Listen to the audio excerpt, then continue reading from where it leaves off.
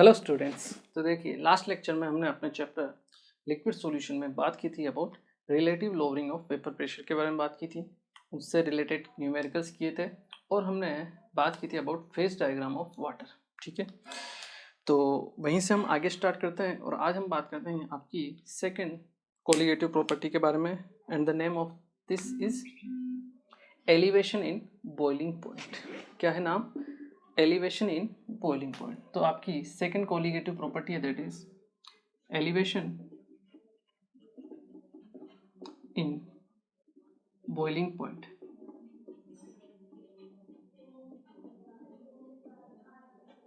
देखिए नाम से पता चल रहा है एलिवेशन इन बॉइलिंग पॉइंट, मतलब बॉइलिंग पॉइंट यहाँ क्या होगा? इंक्रीज होगा। ठीक है, चलिए अब देखिए इसको समझते हैं हम। ये हमने एक लिक्विड लिया, ठीक है, एक कंटेनर लिया, उसमें हमने सॉल्यूशन फिल किया। क्लियर है? यहाँ मान लो आपका वाटर प्रेजेंट है जिसका वेपर प्रेशर है P0। ठीक है, क्लियर है? यहाँ बाहर एक्सटर्नल प्रेशर हमने लिया दैट इज 1 atm। ठीक है, अब 1 atm क्या होता है? External pressure. या अगर हम बात करें बॉइलिंग पॉइंट की, बॉइलिंग पॉइंट क्या होता है? बॉइलिंग पॉइंट वो टेम्परेचर होता है जहाँ पर आपके लिक्विड का वेपर प्रेशर किसके इक्वल हो जाए? एक्सटर्नल वेपर प्रेशर के। वही क्या होता है? उस लिक्विड का वेपर प्रेशर होता है। ठीक है, और बॉइलिंग पॉइंट होता है। ठीक है, तो देखिए मान लो यहाँ पे वाटर का जो वेपर प्रेशर है वो है 0.6 atm। कितना है? एज्यूम किया हमने दैट इज 0.6 atm। लिक्विड है आपका कितना? मान लीजिए 27 डिग्री सेल्सियस पर। ठीक है, अब हमें इसको बॉईल करना है और अगर बॉईल करना है 1 atm तक पहुंचाना पड़ेगा। ठीक है, 1 atm तक पहुंचाने के लिए हमें क्या करना पड़ेगा? इसको हीट सप्लाई करनी पड़ेगी ताकि ये क्या हो सके? बॉईल हो सके। ठीक है, बॉईल जितना ज़्यादा होगा उतनी ही ज़्यादा वेपर्स बनेगी, उतना ही ज़्यादा वेपर प्रेशर होगा, और वेपर प्रेशर जब 1 atm हो जाएगा तो वो जो टेम्परेचर होगा वो क्या कहलाएगा? आपका बॉइलिंग पॉइंट। ठीक है, हमने मान लो इसको हीट किया और मान लो 40 डिग्री सेल्सियस पर जो वेपर प्रेशर है उसकी वैल्यू होगी 1 atm। ठीक है, तो वो किसके इक्वल हो जाएगा? आपके एक्सटर्नल प्रेशर के इक्वल हो जाएगा, और वही टेम्परेचर क्या कहलाएगा? उसका बॉइलिंग पॉइंट। इसे मैं नाम देता हूँ आपका T0। क्लियर? अभी आपको केवल समझना है, ये कहानी है, ये यहाँ तक समझ में आ गई। चलो अब हम क्या करते हैं, मैंने एक कंटेनर और लिया। ठीक है, इसमें भी मैंने सॉल्यूशन फिल किया। अब मैंने इसमें वाटर के साथ में, इसमें तो क्या था आपका? Pure water.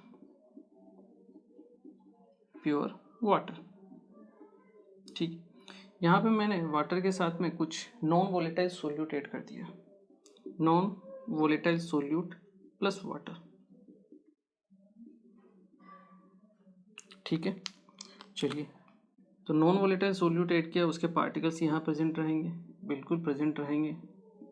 चलिए यहाँ तक तो ठीक है। बाहर का प्रेशर जो है पी एक्सटर्नल अभी भी कितना है? 1 atm है। इसका टेम्परेचर कितना है? 27 डिग्री सेल्सियस है। क्लियर है? अब यहाँ अगर हम बात करें इस सॉल्यूशन का जो प्रेशर होगा, वेपर प्रेशर, उसके लिए अगर हम बात करें, तब आप मुझे बताइए कि यहाँ पर जो वेपर प्रेशर होगा वो इस सॉल्यूशन जो प्योर वाटर का जो वेपर प्रेशर है उसके बराबर होगा, उससे कम होगा, या उससे ज़्यादा होगा? उससे कम होगा। बिल्कुल सही, उससे कम होगा। क्यों? क्योंकि देखिए हमने क्या मिक्स कर दिया इसमें? Non volatile solute. अब नॉन वोलेटाइल सोल्यूट की वेपर्स तो बनती नहीं है, पर वो आपका ये जो सरफेस है उसका कुछ ना कुछ एरिया तो ऑक्यूपाई करेंगे, मतलब वाटर को उतना सरफेस नहीं मिल पाएगा, तो उसकी वेपर्स उतनी फॉर्म नहीं हो पाएगी, इसलिए वेपर प्रेशर क्या होता है? कम होता है। ठीक है, यही रीजन होता है। तो मान लीजिए इसका वेपर प्रेशर कुछ आया 0.4 atm।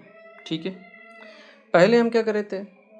0.6 से 1 atm तक जा रहे थे, तब हमें टेम्परेचर को बढ़ाया 27 से 40 डिग्री सेल्सियस तक। ठीक है, अब आप मुझे बताइए, मुझे जाना है 0.4 से 1 atm तक, तो क्या मुझे टेम्परेचर 40 डिग्री सेल्सियस तक मैं पहुंच जाऊंगा 180 तक, या नहीं पहुंच पाऊंगा? नहीं पहुंच पाऊंगा। ठीक है, मुझे ज़्यादा टेम्परेचर बढ़ाना पड़ेगा। क्यों? क्योंकि वेपर प्रेशर क्या हो चुका है, डिक्रीज हो चुका है। मैंने आपको बताया भी था कि जैसे आपका वेपर प्रेशर डिक्रीज होता है, आपका बॉइलिंग पॉइंट क्या होता है, इंक्रीज होता है। तो अब आपको ज़्यादा हीट देनी पड़ेगी ताकि ये 180 तक पहुंच सके। पहले तो हमने केवल 13 डिग्री सेल्सियस टेम्परेचर बढ़ाया और बॉइलिंग पॉइंट आ गया। अब आपको 13 डिग्री सेल्सियस से बॉइलिंग पॉइंट नहीं आएगा, टेम्परेचर बढ़ाना पड़ेगा। तो मान लीजिए आपने इसको हीट किया और अब जो बॉइलिंग पॉइंट आया आपका TB, इसको मैं बोलता हूँ, वो आया अराउंड आपका 45 डिग्री सेल्सियस। इससे डेफिनेटली क्या आएगा, ज़्यादा ही आएगा। क्लियर है, कम नहीं आएगा। वेपर प्रेशर कम होने से आपका बॉइलिंग पॉइंट बढ़ता है। क्लियर है। ये जो चेंजेस होता है, जो आपके प्योर वाटर और ये आपका जो सॉल्यूशन है उसके बीच में जो बॉइलिंग पॉइंट आया, जो उसमें चेंजेस आएगा 45 minus 5 40 degree Celsius, delta TB, इसी को हम बोलते हैं एलिवेशन इन बॉइलिंग पॉइंट। क्या बोलते हैं, एलिवेशन इन बॉइलिंग पॉइंट। मतलब बॉइलिंग पॉइंट कितना ऊपर चढ़ गया आपका, पहले 40 था, अभी कितना हो गया, 45 हो गया। मतलब इन एलिवेशन इन बॉइलिंग पॉइंट कितना आपका 5 डिग्री सेल्सियस, इसी को बोला जाता है एलिवेशन इन बॉइलिंग पॉइंट। ठीक है, आई होप आप लोगों को ये क्लियर हुआ होगा। क्लियर है।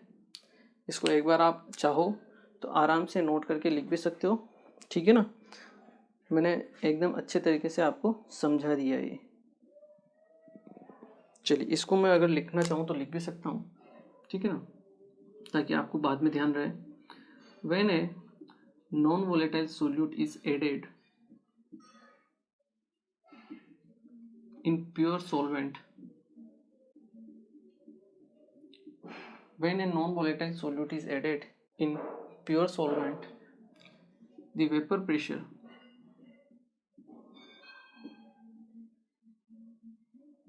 pressure of solution, या फिर अगर हम बात करें वेपर प्रेशर ऑफ सॉल्वेंट, अगर हम लिखें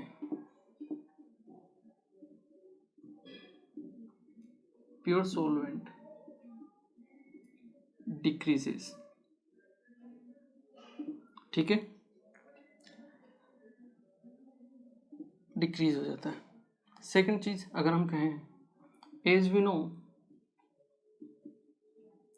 no that the vapor pressure and boiling point are inversely related,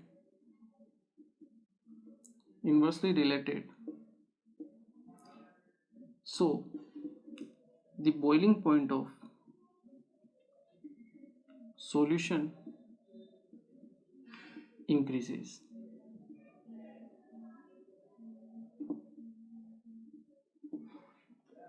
vapour pressure and boiling point inversely related होते हैं, so the boiling point of solution increases. Clear है, क्योंकि हमने ऊपर लिखा था vapour pressure of pure solvent decrease हो जाता है। ठीक है, boiling point of solution increases. This increase in boiling point is known as elevation in boiling point, और इसे हम डिनोट करते हैं डेल्टा TB से, डेल्टा TB से या फिर डेल्टा T से आप डिनोट कर सकते हो।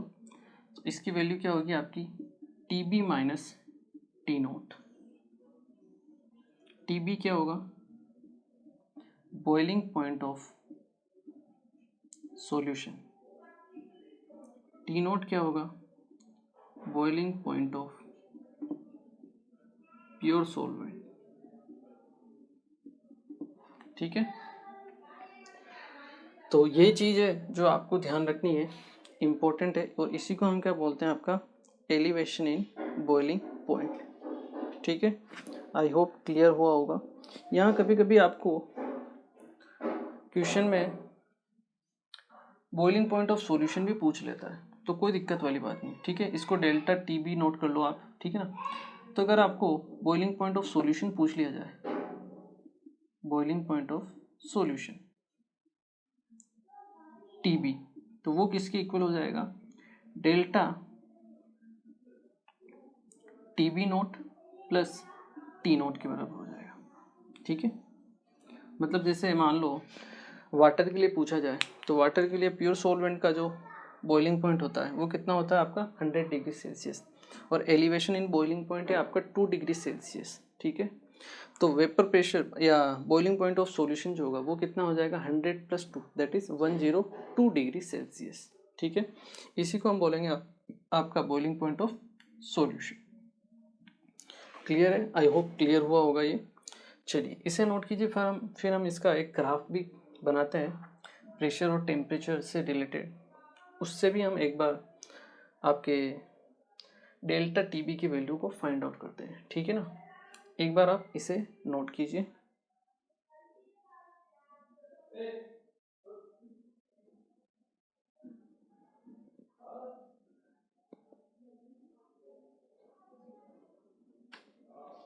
चलिए एक हम डायग्राम ड्रॉ करते हैं, आपका लिए कर्व ड्रॉ करते हैं। देखिए अगर हम कर्व ड्रॉ करें, हमने मान लो कर्व बनाया आपका प्रेशर एंड टेम्परेचर के बीच में। ठीक है, तो बॉइलिंग पॉइंट का जो कर्व होता है मैंने आपको बताया था फेज डायग्राम में, बॉइलिंग पॉइंट के लिए वेपोराइजेशन कर्व जो होता है वो किस टाइप का होता है, वो इस टाइप का होता है, और मैंने आपको बोला था कि उसको मैं यूज़ करूँगा, यहाँ मैं उसको यूज़ कर रहा हूँ। ठीक है, इस टाइप का आपका क्या होता है कर्व होता है, वेपोराइजेशन कर्व। क्लियर है, चलिए तो ये किसका कर्व है, ये आपके सॉल्वेंट का कर्व है, सॉल्वेंट। ठीक है, चलिए अब मैं आपको कहूँ कि मुझे सॉल्यूशन का कर्व बनाना है, किसका, सॉल्यूशन का कर्व बनाना है। ठीक है, ये मान लो किसी टेम्परेचर पर है, सॉरी किसी भी प्रेशर, मान लो यहाँ पर एक्सटर्नल प्रेशर हो गया मान लो P एक्सटर्नल मैं इसको बोलता हूँ, ये मान लो 1 atm है आपका। ठीक है, ये पॉइंट, इस 1 atm प्रेशर पर ये जो टेम्परेचर होगा इसको हम क्या बोलेंगे, सॉल्वेंट का boiling point, that is T note.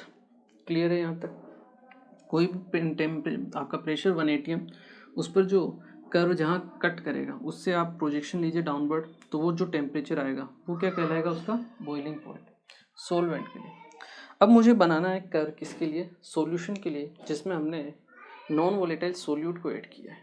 ठीक है, तो क्या आप मुझे बता सकते हो कि वो वाला जो कर्व मैं बनाऊंगा वो इस कर्व के ऊपर की तरफ बनाऊं या फिर नीचे की तरफ या ऊपर की तरफ, किस तरफ बनाना चाहिए? आप वीडियो को पॉज करके सोच सकते हो। देखिए जैसे ही हम नॉन वोलेटाइल सोल्यूट ऐड करते हैं वेपर प्रेशर क्या होता है, कम होता है। अगर ये आपको पता है तो इसका जो कर्व बनेगा सॉल्यूशन का वो ऊपर की तरफ तो नहीं बन सकता, क्योंकि ऊपर तो वेपर प्रेशर क्या हो रहा है, इंक्रीज हो रहा है, वेपर प्रेशर आपका डिक्रीज होता है। इसका मतलब जो कर्व बनेगा वो आपका नीचे की तरफ बनेगा। क्लियर है, चलिए ये चीज़ समझ में आ गई तो अच्छी बात है। ठीक है, इस टाइप का कर्व बन जाएगा आपके पास। ये किसके लिए कर्व है, ये सॉल्यूशन का कर्व है, solution containing non volatile solute. ठीक है, चलिए अगर मुझे इसका बॉइलिंग पॉइंट निकालना है तो ये 1 atm पर मैं इसी को आगे बढ़ा देता हूँ, ये जहाँ कट करेगा इस कर्व पर उससे आप वर्टिकल प्रोजेक्शन ले लीजिए। ये जो टेम्परेचर होगा ये होगा TB। ठीक है, और किसका बॉइलिंग पॉइंट होगा, ये सॉल्यूशन का, जिसमें हमने नॉन वोलेटाइल सोल्यूट ऐड किया है। तो आपको यहाँ से दिख रहा है कर्व से कि TB की जो वैल्यू है T नोट से क्या है, ज़्यादा है। ये जो एलिवेशन हुआ है, ये जो टेम्परेचर में चेंजेज हुआ है, इसको हम क्या बोलते हैं, डेल्टा TB, और इसी को बोला जाता है क्या, एलिवेशन इन बॉइलिंग पॉइंट। ये जो वैल्यू, तो आपको ग्राफ देके भी पूछा जा सकता है कि ये दो कर्व हैं, टेम्परेचर दे देगा और पूछ लेगा एलिवेशन इन बॉइलिंग पॉइंट बताइए, तो आपको ये ग्राफ से भी पता होना चाहिए।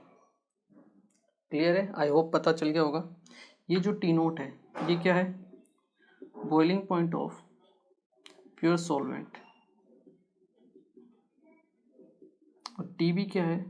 Boiling point of solution containing non volatile solute. Clear है? आई होप क्लियर हुआ होगा ये। तो डेल्टा टी बी निकालना है, उसका फॉर्मूला है that is T B minus T naught. Clear है? एलिवेशन इन बॉइलिंग पॉइंट, इसे एक बार आप नोट कीजिए। चलिए नेक्स्ट हम इसका एक और फॉर्मूला है वो भी यहीं देख लेते हैं।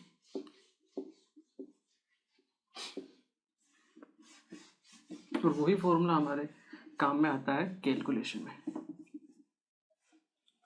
ठीक है, तो देखिए जो फॉर्मूला है दैट इज, जो हम डेल्टा टीबी के लिए काम में लेते हैं, डेल्टा टीबी इक्वल टू आपके पास होता है K B into molality.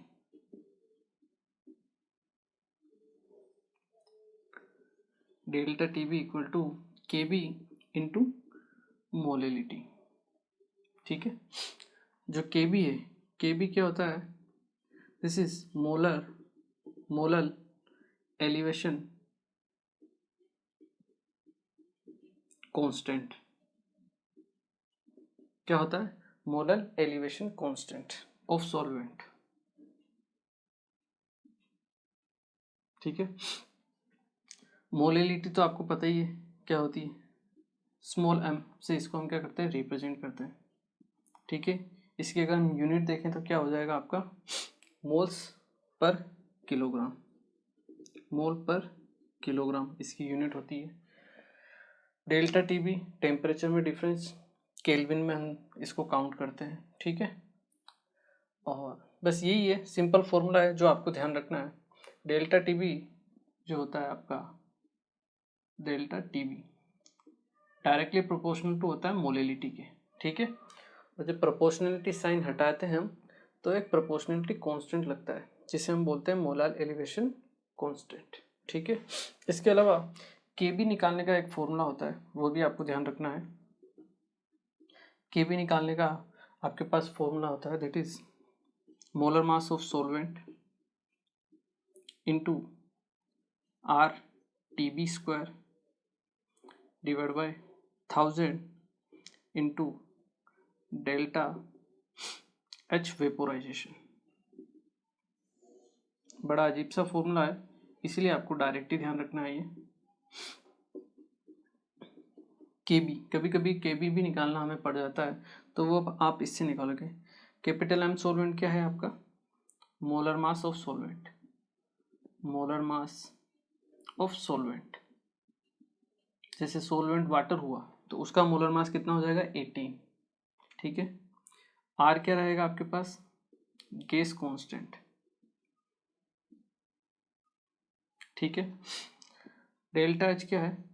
Enthalpy of vaporisation. Enthalpy of vaporisation. अब मान लो एंथैल्पी की वैल्यू जूल में दी हुई है तो आपको आर की वैल्यू भी जूल में लिखनी है, दैट इज 8.314। और अगर आपको एंथैल्पी की वैल्यू कैलोरी में दी हुई है तो आर की वैल्यू भी कैलोरी में लिखनी है, दैट इज 2 कैलोरी। ठीक है ना, ये ध्यान रखना है आपको।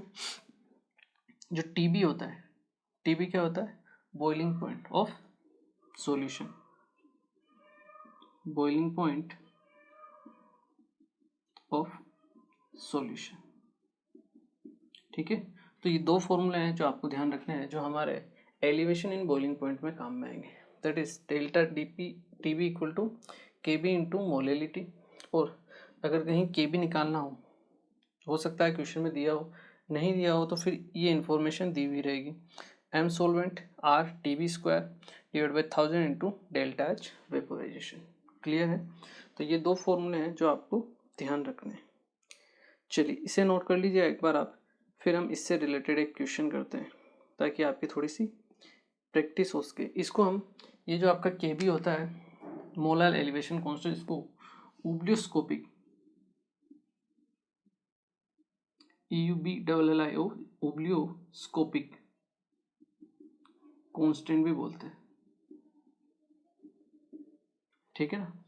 तो ध्यान रखना, अगर मोलर एलिवेशन कांस्टेंट ना देके ओब्लियोस्कोपिक कांस्टेंट दे दिया जाए तो भी आपको ध्यान रखना है। क्लियर है? चलिए इसे नोट कीजिए, फिर हम एक क्वेश्चन करते हैं इससे रिलेटेड।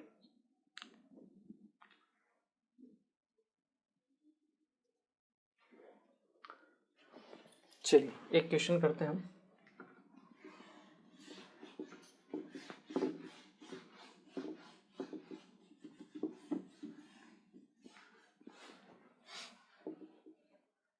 क्वेश्चन क्या कह रहा है?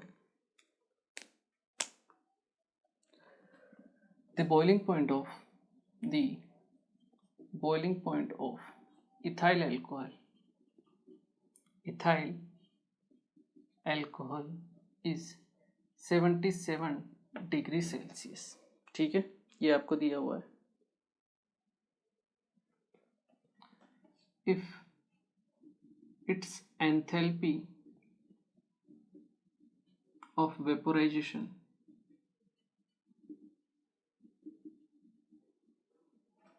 is 40 किलोजूल पर मोल, एंथैल्पी ऑफ वेपोराइजेशन आपको कितनी दी हुई है? 40 किलोजूल पर मोल।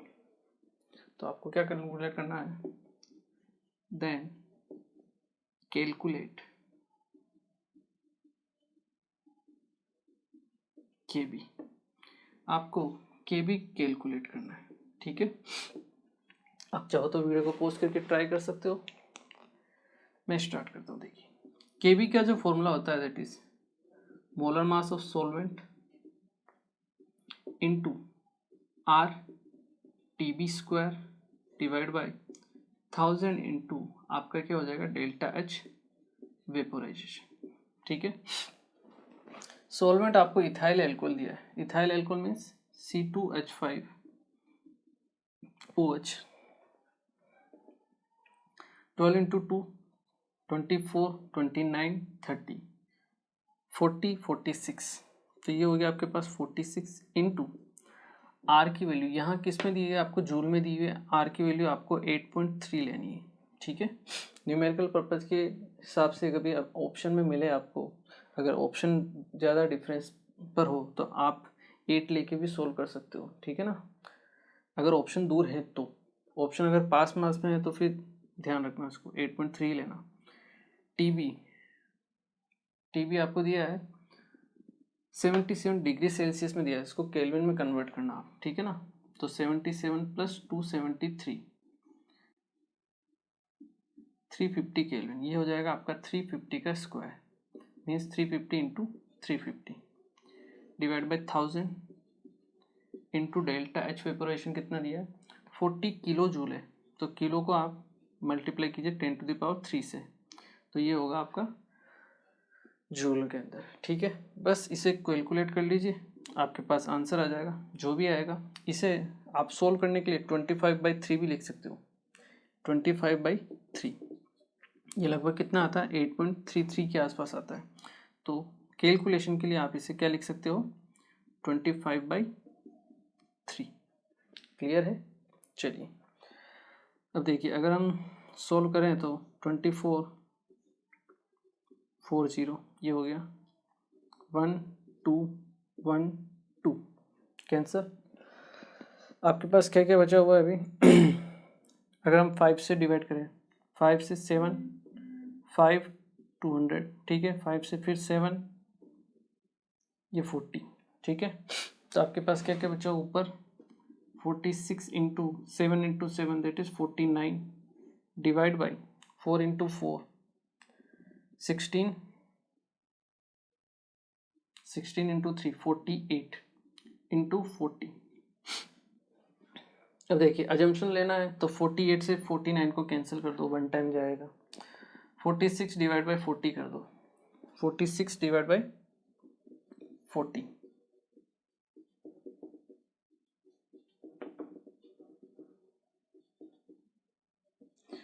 1.15, और इससे थोड़ा सा अगर एक्स्ट्रा माने तो 1.16 या 1.17 मान लीजिए, तो केबी की वैल्यू कितनी आ जाएगी आपके पास, 1.17 आ जाएगी। क्लियर है। तो देखिए एग्जाम में तो वैसे आपको इजी कैलकुलेशन ही दी जाएगी, बस फॉर्मूला ध्यान रखना है, आप क्वेश्चन को आसानी से कर लोगे। क्लियर है, आई होप क्लियर होगा। चलिए इसे नोट कीजिए, फिर एक क्वेश्चन और करते हैं हम।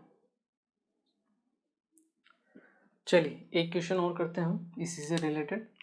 क्वेश्चन क्या है, for a solution of 3.2 gram sulphur in 100 gram CS2 the boiling point was 320.4 kelvin. ठीक है, मतलब आपने सल्फर को मिक्स किया है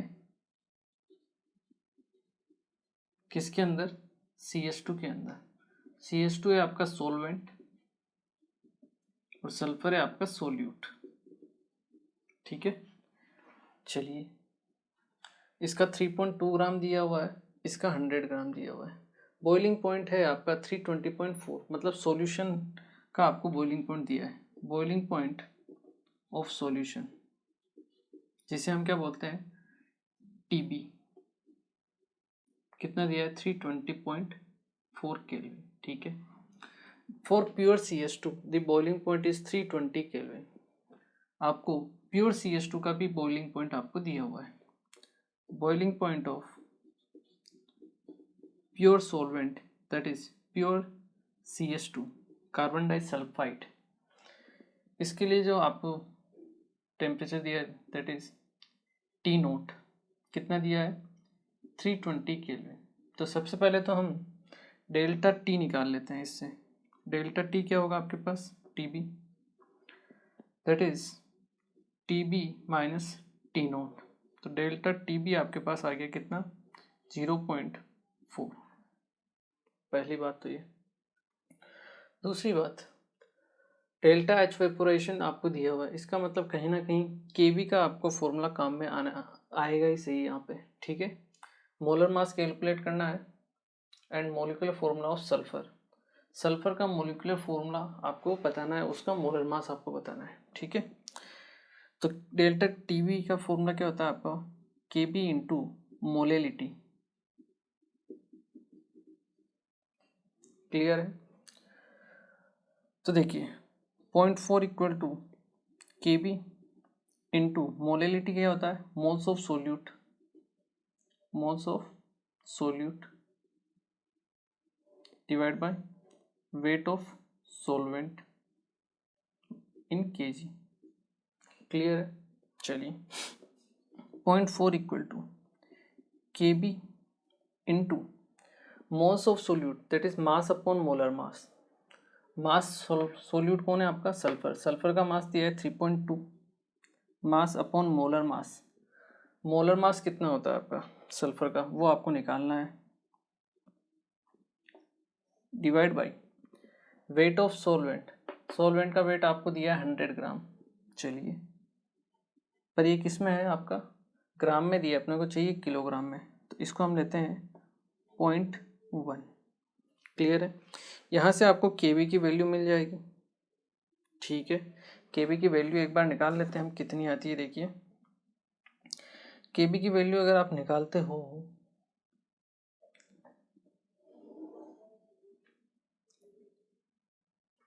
केबी की वैल्यू निकालने के लिए अपने को mg, दो अननोन है ना यहाँ पे, तो केबी की वैल्यू यहाँ से नहीं निकाल सकते, हमें फॉर्मूला काम में ही लेना पड़ेगा। ठीक है ना, क्योंकि कैपिटल M आपको निकालना है तो केबी निकालना पड़ेगा। देखिए केबी निकाल लेते हैं हम, केबी इक्वल टू क्या होगा, molar mass of solvent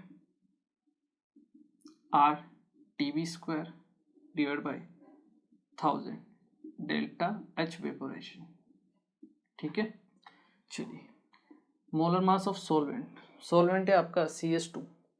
sulphur का एटॉमिक मास कितना होता है, 32, 32 into 2 that is 64, 64 plus 12 76 into R की वैल्यू आप 8 ले लीजिए इस कैलकुलेशन के लिए। ठीक है ना, into TB, T boiling point आपको दिया गया है, कितना दिया हुआ है, सॉल्यूशन का बॉइलिंग पॉइंट आपको कितना दिया है, 320.4, 320.4 इंटू 320.4, ठीक है, divide by 1000 into delta H evaporation आपको दिया 25.6 किलो जूल है, 10⁻3 ये आ जाएगा। क्लियर है। इसको सोल्व करने के बाद केबी की वैल्यू आएगी आपके पास, ठीक है। तो हो सकता है थोड़ा लेंदी लग रहा हो, ठीक है ना। अप्रोक्सीमेशन अपने को लेना पड़ेगा इसमें। चलिए अप्रोक्सीमेशन लेते हैं। देखिए अगर हम इसको इससे कैलकुलेट करें कितनी बार जा सकता है ये, 25 से 10 टाइम्स 12 टाइम्स 12 टाइम ये जा सकता है ऑलमोस्ट, ठीक है। इसके बाद 12 इंटू 8 96 होता है, इसको 100 मान लीजिए। 100 से ये जाएगा 2 0 यहाँ से गया, ठीक है। क्या बचा है आपके पास 320.4 इंटू 76। तो देखिए इसको अप्रोक्स लेते हैं हम, 75 कर देते हैं, इसको 320 कर देते हैं, डिवाइड बाई 10 इंटू 1000 ये कर दिया। 1 0 से 1 0 कैंसिल, 25 इंटू 3 ये आएगा 24 टाइम जाएगा, ये 8 3 जा 24। तो आपके पास 24 आंसर आना चाहिए इसका, ठीक है। एक बार कैलकुलेशन और देख लेते हैं हम। 76 आर की वैल्यू ये हो गई, 320 का स्क्वायर हो गया। चलिए 1000 25.6 ये आ गया 10⁻3, ठीक है। ये ऑलमोस्ट आएगा 12 टाइम्स, 12 इंटू 8 कितना होगा 96 हमने लिया, 100 मान के 2 0 कैंसिल किए, ठीक है। तो 76 इंटू 320 आपके पास बचा है, 10 इंटू 1000 आपके पास बचा हुआ है। चलिए 1 0 से 1 0 कैंसिल, 25 से गया 3 4, यहाँ मिस्टेक कर दी हमने, ये 4 नहीं है 40 होगा, ठीक है ना। 1 0 से ये 1 0 गया, ये 4 0, क्लियर है। उसके बाद 8 3 से 24, उसके बाद ये 4 जाएगा। दोबारा देखिए इसको, थोड़ा सा मिस्टेक है यहाँ पे। तो 75 इंटू 320 डिवाइड बाई 10 इंटू 1000। आप चिंता मत कीजिए, एग्ज़ाम में इजी ही कैलकुलेशन आती है, ठीक है ना। और एग्ज़ाम में आप इस तरह से अप्रोक्सीमेशन लेके कर सकते हो, थोड़ा सा ज़्यादा नहीं लेना है, ठीक है ना। ये 1 0 से 1 0 कैंसिल, 3 4 0, 4 से गया 8 टाइम्स, 4 से गया 10, 8 3 जा 24, 24 डिवाइड बाई 10 दैट इज 2.4। तो केबी की वैल्यू जाती है आपके पास कितनी आएगी, अराउंड 2.4 के आसपास आएगी। केबी की वैल्यू यहाँ पुट कीजिए, मोलर मास निकल जाएगा आपके पास। तो 0.4 इक्वल टू केबी कितना है 2.4 इंटू ये 3.2 है, ये 0.1 है, दोनों पॉइंट को मैं हटा देता हूँ, ये बचेगा 32 डिवाइड बाई एम। 0.4 जाएगा 2.4 से 6 टाइम्स, एम की वैल्यू आ जाएगी 32 इंटू 6। एम की वैल्यू आपके पास आ गई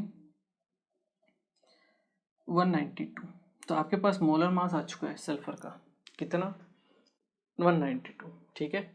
तो अब देखिए क्वेश्चन में क्या पूछ रहा है, calculate the molar mass. Molar mass आ चुका है सल्फर का 192 and molecular formula of sulphur in CH2। CH2 के अंदर सल्फर का मोलिकुलर फॉर्मूला। अब देखिए सल्फर जो है वो सिंगल सल्फर नहीं रहेगा, कुछ SX की फॉर्म में रहेगा, ठीक है। और जिसका मोलिकुलर मास आपको दिया है कितना, अगर एक का सल्फर का कितना होता है 32, तो इसका मोलर मास होगा 32 इंटू एक्स, और वो मोलर मास किसके इक्वल है 192 के। तो x की वैल्यू हो गई आपके पास कितनी 6। तो यहाँ पर इस क्वेश्चन में जो आपका सल्फर है वो किस फॉर्म में एग्जिस्ट करता है, S6 की फॉर्म में एग्जिस्ट करता है, ठीक है ना। ये इस क्वेश्चन का आंसर हुआ, क्लियर है। अब आप ये मत सोच लेना कि सल्फर पूछा है, सल्फर का मोलर मास तो हमेशा फिक्स ही होता है 32। इस सल्फर के बारे में पूछ रहा है वो, सल्फर S6 की फॉर्म में एग्जिस्ट कर रहा है, जैसे फास्फोरस P4 की फॉर्म में एग्जिस्ट करता है, वैसे सल्फर आपका S6 की फॉर्म में एग्जिस्ट कर रहा है। तो इसका ये मोलिकुलर फॉर्मूला पूछना चाह रहा है और उसका मोलर मास, क्लियर है। चलिए इस टाइप के क्वेश्चन आ सकते हैं जहाँ पे आपको मिक्स क्वेश्चंस करने को पड़े, ठीक है, कोई दिक्कत नहीं। चलिए इसे नोट कीजिए, फिर एक क्वेश्चन और करते हैं हम। चलिए एक क्वेश्चन लास्ट है ये, और ये आपके लिए होमवर्क है जो आपको ट्राई करना है।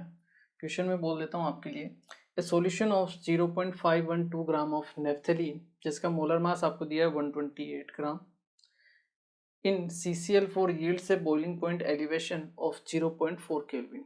ठीक है, मतलब आपने 0.512 ग्राम नेफ्थलीन को मिक्स किया है किसके अंदर, CCl4 में। ठीक है, तो जो बॉइलिंग पॉइंट में एलिवेशन है वो कितना है आपके पास, 0.4 केल्विन है। ठीक है, second thing, while a solution of 1.2 gram of an unknown solute, अब उसने सेकेंड चीज क्या ली, एक अननोन सोल्यूट लिया। ठीक है, उसका लिया 1.2 gram in the same mass of solvent.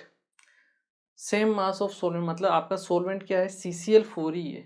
ठीक है, जितना पहले हमने लिया था CCl4 उतना ही CCl4 बाद में लिया है।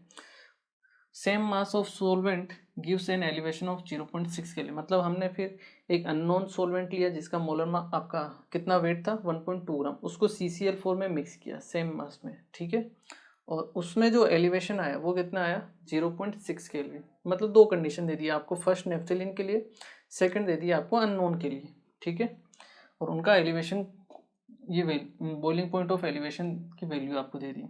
अब आपको फाइंड आउट करना है मोलर मास ऑफ सोल्यूट, जो आपने अननोन लिया है मोलर मास, उसका आपको क्या निकालना है, सोल्यूट लिया उसका मोलर मास निकालना है। क्लियर है, इजी है, आप कर सकते हो। ठीक है, इसे नोट कीजिए क्वेश्चन को, फिर हम क्या करते हैं अपने लेक्चर को एंड करते हैं। ओके, चलिए, तो आज हमने एलिवेशन इन बॉइलिंग पॉइंट के बारे में बात की। ठीक है, तो आपको दो तीन चीज़ें जो ध्यान रखनी है, दैट इज डेल्टा TB की वैल्यू क्या होती है, boiling point of solution minus boiling point of pure solvent ये निकालना आपको। ठीक है, इसके अलावा डेल्टा TB इक्वल टू क्या होता है, KB इंटू मोलेलिटी होता है। ठीक है, KB आपको निकालना है तो KB इक्वल टू क्या होता है, molar mass of solvent into RTB² divide by 1000 into delta H vaporisation. ठीक है, तो ये दो तीन चीज़ें आपको ध्यान रखनी है जो आपके लेक्चर से रिलेटेड है। क्लियर है, चलिए इसे नोट कीजिए, और फिर हम पढ़ते हैं अपने नेक्स्ट लेक्चर में जो आपकी थर्ड कोलिगेटिव प्रॉपर्टी उसके बारे में। क्लियर है, चलिए मिलते हैं फिर next lecture. Thank you very much.